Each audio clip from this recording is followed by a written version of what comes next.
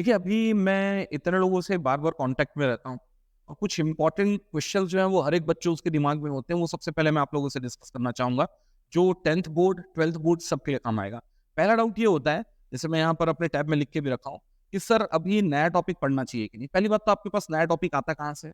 आपके पास sample paper आ गया, कहीं से मॉक पेपर आ गया, तो वहाँ कुछ इस तरीके के क्वेश्चन देखने को मिल जाते हैं जो आपने कभी देखा ही नहीं है। अब बच्चा सोचता है क्या मैं क्या करूँ?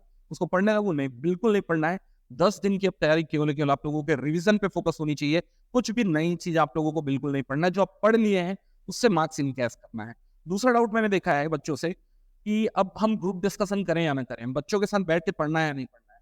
मेरे को लगता है वो काम मत करो। आपको ऑलरेडी पता है कि आपकी कमजोरियाँ कहाँ हैं, केवल उस पे फोकस करो और आपस में दोस्तों से बात भी बहुत मत करो। क्या है, दोस्त आपसे वही क्वेश्चन पूछेगा जो उसको आता है और शायद आपको नहीं आता है। आप केवल केवल फ्रस्ट्रेट रहेंगे और अगर जब तक आपका पॉजिटिव माइंडसेट के साथ आप एग्जाम दिलाने नहीं जाएँगे, आप एग्जाम में बहुत अच्छा नहीं कर पाएँगे। तीसरा डाउट मैंने देखा है कि मॉक टेस्ट दिलाना चाहिए कि नहीं दिलाना चाहिए, कि 10वीं से पहले मॉक टेस्ट हाँ, बिल्कुल दिलाओ। मॉक टेस्ट भी उस टाइम पे दिलाओ जिस टाइम पे आपका एग्जाम होने वाला है। जैसे 10:30 से 1:30 बजे का अगर आपका एग्जाम का स्लॉट है ना, तो आप मॉक टेस्ट उसी टाइम पे दिलाओ। उससे फायदा क्या होता है, आपके ब्रेन का जो बायोलॉजिकल क्लॉक है ना, वो सेट रहता है कि 3 घंटे मुझे 10:30 से 1:30 बजे बैठना आ गया। ठीक है, जैसे मैं अगर रात को अगर आपको उठा दूँ तो आपको अच्छा नहीं लगेगा, आप परफॉर्मेंस अच्छा नहीं दे पाओगे।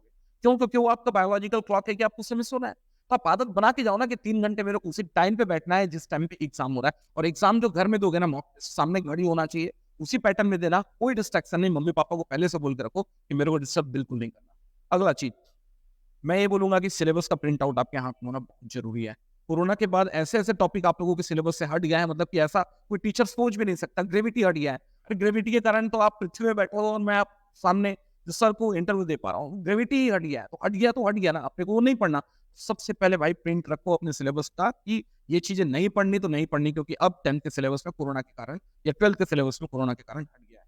नेक्स्ट एक चीज़ और भी बोलूँगा, जो बच्चे जेईई का तैयारी कर रहे हैं, भाई 12th में 75% आपको भी चाहिए। अगर 75% आपका नहीं आया, तो आप जेईई के लिए डिस्क्वालीफाई हो जाओगे, तो इस चीज़ का ध्यान रख के ही प्रिपरेशन करना। ऐसा नहीं कि जेईई की तैयारी कर रहे हैं, आप भूल गए कि 12th का एग्ज़ाम आ गया। भाई 12th में बात तुमको 75% लाने हैं।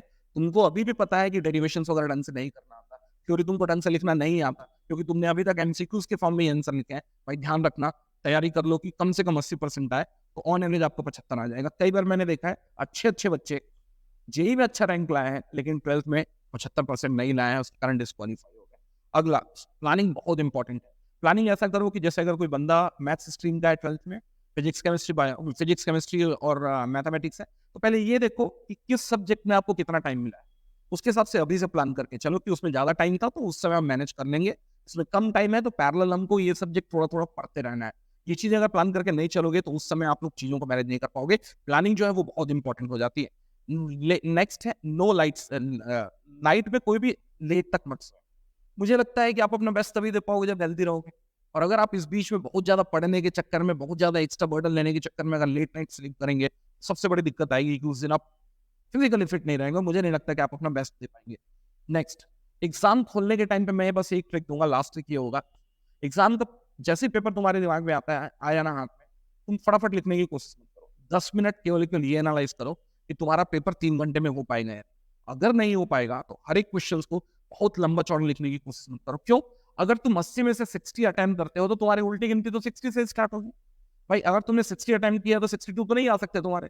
तो उस समय तुम थोड़ा-सा सॉर्ट करो, लेकिन कभी ये लगे कि नहीं सर, आराम से 2.5 घंटे में पेपर हो जाएगा, प्यार से आराम से लिखो। और सबसे इम्पोर्टेंट ये है कि जो बंदा पेपर चेक कर रहा है ना, उसकी साइकोलॉजी को तुमको थोड़ा-सा जज करके रखना है। क्या?